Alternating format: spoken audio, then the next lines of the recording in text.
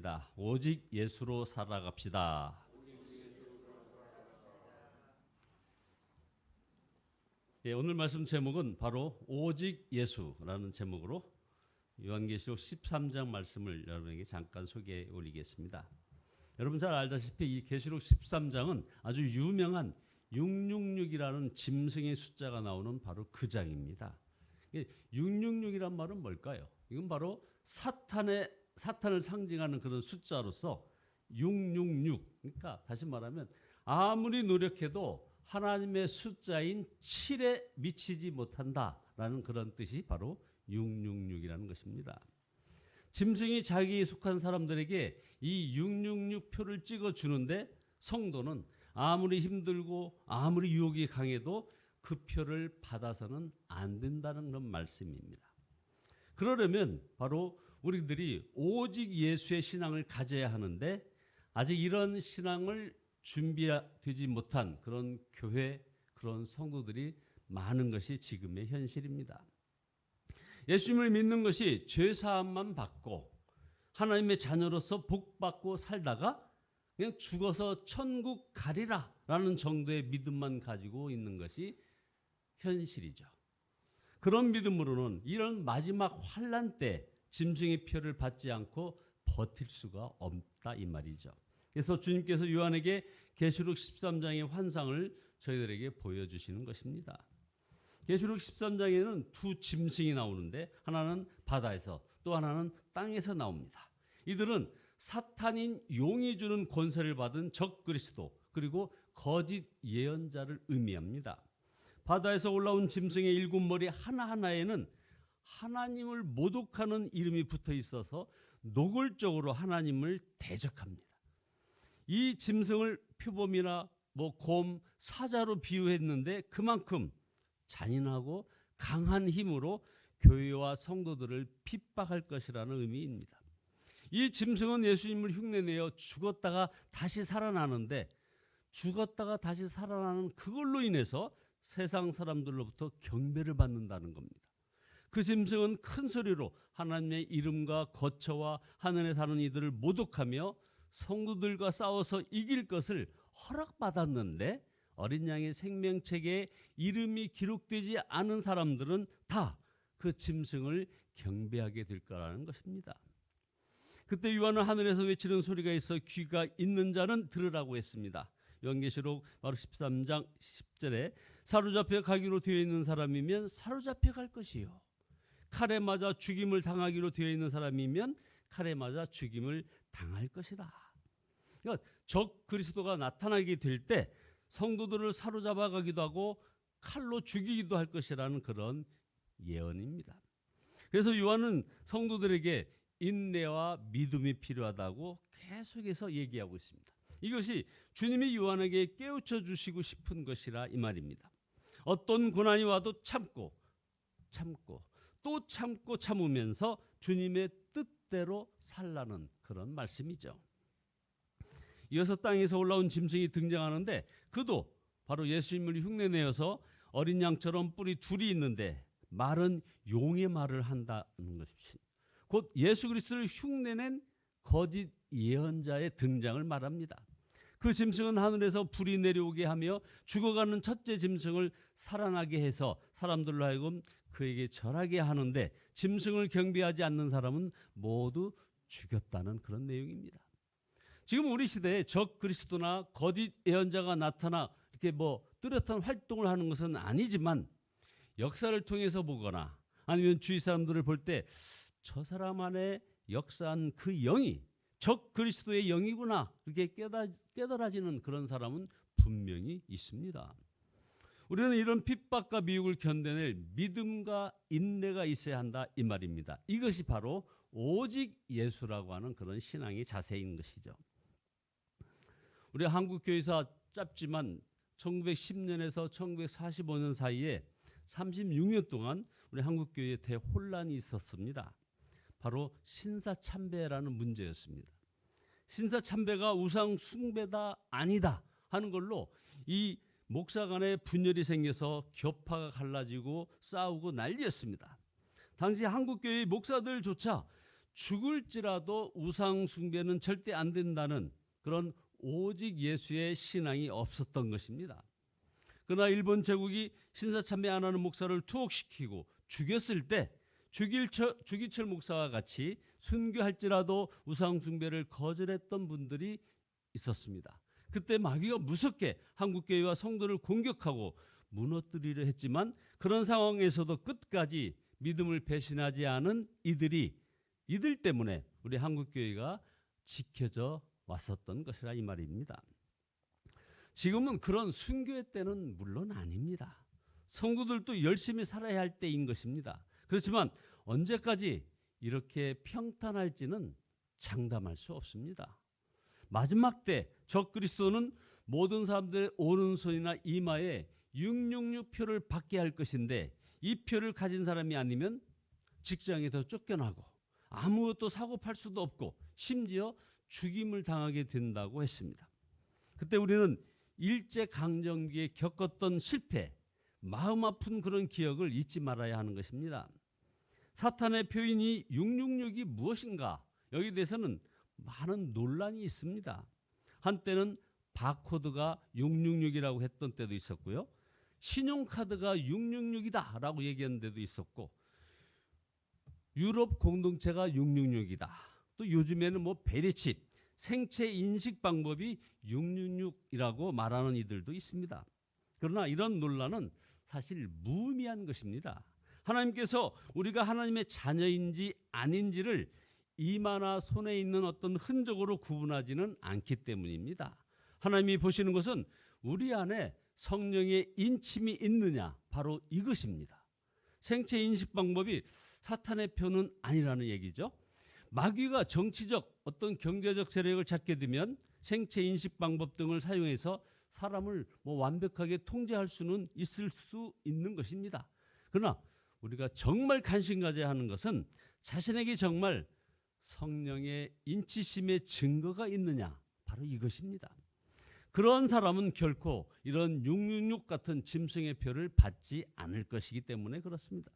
이처럼 성령의 인침을 받은 사람은 삶을 통하여 드러날 수밖에 없습니다. 말이나 생각이나 행동이 다르기 때문이죠.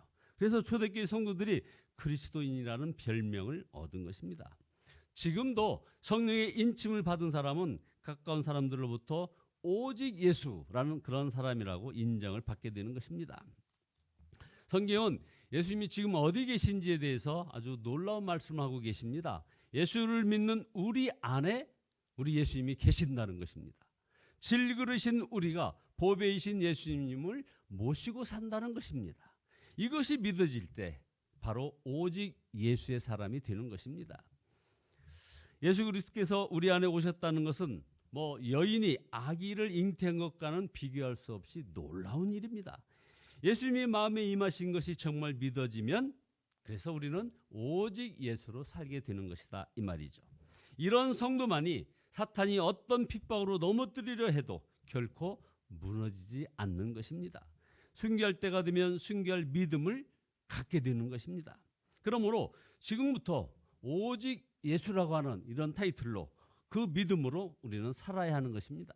그래서 요한은 마지막 때를 살아가려면 지혜가 필요하다고 했습니다. 이 지혜는 무엇이 사탄의 역사인지 무엇이 사탄의 유혹인지를 분별하는 그런 지혜를 말하는 것입니다. 그래서 계시록 13장 18절에 지혜가 여기 있으니 총명한 자는 그 짐승의 수를 세어보아라. 그것이 사람의 수니 그 수는 666이니라. 이 지혜는 어떻게 생기는 것입니까? 바로 오직 예수의 그런 믿음으로 살아야 이게 생기는 것입니다. 위대한 믿음의 사람들은 하나님을 단순히 믿기만 한 그런 사람이 아니었습니다. 그들은 오직 예수로 살았고 일상의 삶 속에서 하나님과 동행한 사람들이었습니다. 그들은 하나님의 음성을 뚜렷이 들었고 보이지 않으시는 하나님의 손을 사람의 손처럼 붙잡고 걸었고 하나님과 평생을 함께하며 살았습니다. 그래서 아브라함, 모세, 여호수아, 다윗, 엘리야, 엘리사, 사도 바울 등은 한결같이 하나님을 자신의 주인이요 보호자요 인도자로 분명히 경험하며 살았다는 것입니다. 이런 믿음으로 살 때 사탄의 역사가 아무리 교묘하여도 우리는 금방 깨달아질 수 있는 것입니다. 여러분, 지금부터 우리가 지나치다는 말을 들을 만큼 오직 예수로 살아야 합니다. 오직 예수의 신앙이 아니면 어떤 것이 우상 숭배인지도 분별하기 힘든 세상이 지금 되어 있습니다. 교인이면서도 어떤 돈과 성공, 부유함과 인기에 목을 메고 사는 그런 사람이 얼마나 많습니까? 옛날에는 우상에게 자식을 바치는 인신제사라는 그 제도가 있었습니다. 지금도 그런 사람이 많습니다. 성공을 위하여 자녀의 인생을 희생하는 이들이 부지기수라 이 말입니다. 우리가 오직 예수로 살려면 오직 예수인 교회를 세워야 하는 것입니다. 이 마지막 때에 주님 앞에 서는 자는 교회로서 서는 것이기 때문에 그렇습니다. 이 요한계시록이 교회에 주는 편지인 것을 우리는 기억해야 합니다. 오직 예수인 교회가 없이 오직 예수의 그런 믿음을 지킬 수는 없는 것이기 때문에 그렇습니다. 돌아가신 이어른 교수가 아직 예수님을 믿지 않았을 때 자신이 아직 교회에 다닐 수 없는 까닭을 다음과 같이 말한 적이 있습니다. 도마가 예수 부활의 증거로 요구한 것이 바로 고난의 흔적이었고, 예수님께서 부활의 증거로 도마에게 보여주셨던 것 또한 고통과 아픔의 상처였습니다. 교회가 세상에 보여줘야 할 증거가 바로 이것입니다. 진리 때문에 고난당한 흔적, 시대의 아픔에 동참한 상처 자국, 세상을 살리기 위해 스스로 당한 희생의 흔적. 그러나 오늘날 교회는 이런 흔적과 자국을 보여주고 있지 못하고 있습니다. 교회가 이 세상을 향하여 보여주는 것이라고는 집단화된 이기심, 거대한 야망, 그리고 세속화된 성공주의, 출세주의뿐입니다. 이것은 그리스도 예수께서 보여주셨던 증거가 결단코 아닙니다. 누구든지 나에게 예수 그리스도께서 인류를 위해 당하셨던 그런 고통의 고난의 상처와 아픔의 흔적을 보여줄 수 있는 그런 교회를 소개해 주십시오. 그러면 나는 그 교회의 교인이 되겠습니다. 참 쓴소리를 했던 것입니다. 오직 예수인 교회는 저절로 세워지지 않습니다. 우리가 기도와 헌신으로 오직 예수인 그런 교회를 세워가야 하는 것입니다. 오직 예수로 사는 성도가, 그런 성도가 못 견디고 떠나가는 교회가 되면 안 되는 것이죠.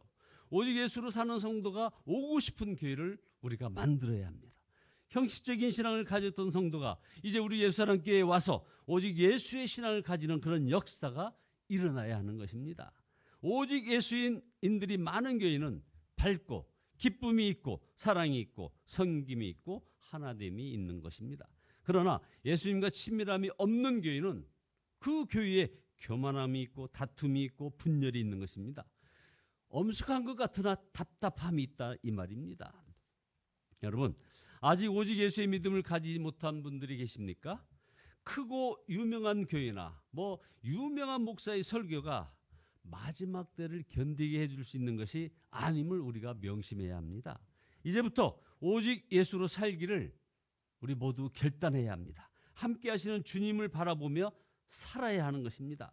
간증을 함께 나누는 그런 공동체에 속해서 환난의 때에 사탄의 표를 거부할 수 있는 예수사랑교회 성도 모두 되시기를 예수님의 이름으로 축원드립니다. 기도하시겠습니다. 전능하신 주님께 경배와 찬양을 올려드립니다. 아버지 하나님, 우리가 이제 기도와 헌신으로 오직 예수인 그런 교회를 세워가기를 소원합니다. 아버지 하나님, 우리 예수사랑교회가 이런 오직 예수의 그런 교회로, 그래서 예수님과 아주 친밀함이 있고 아버지 하나님 우리 속에는 밝고 기쁨이 충만하고 사랑이 넘치고 성김이 가득한, 그리고 하나됨의 공동체가 이루어지는 아름다운 교회가 되므로 아버지 하나님이여 환난의 때를 대비하며 사탄의 표를 거부할 수 있는 그런 능력의 교회가 되기를 소원하오니 아버지 하나님 우리 교회 우리 성도들 이 공동체에 함께 만들어가는 저희들 되어지게 인도하여 주시옵소서. 예수 그리스도의 이름으로 기도드리옵나이다. 아멘. 찬송가 176장입니다.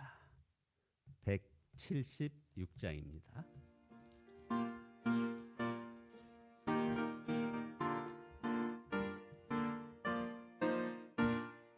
주 어느 때 다시 오실는지 아는 이가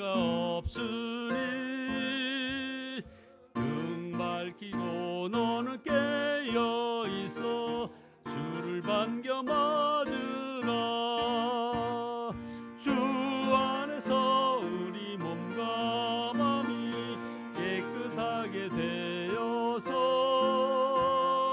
주 예수님 다시 오실 때에 모두 기쁨으로 맞으라. 주 오늘에 다시 오신다면 부끄러움 없을까. 잘하였다 주님 칭찬하며 우리 맞아 주실까. 주 안에서 우리 몸과 마음이 깨끗하게 되어서 주 예수님 다시 오실 때에 모두 기쁨으로 맞으라. 예수님 맡겨주신 일에 모두 충성 다했나. 내 맘속에 확신 넘칠 때에 영원한 식 얻겠네. 주 안에서 우리 몸과 마음이 깨끗하게 되어서 주 예수님 다시 오실 때에 모두 기쁨으로 맞으라. 주 예수님 언제 오실는지 한밤에나 낮에나 늘 깨어서 주님 맞는 성도 주의 영광 보겠네. 주 안에서 우리 몸과 마음이 깨끗하게 되어서 주 예수님 다시 오실 때에 모두 기쁨으로 맞으라. 주여 삼창하십니다. 주여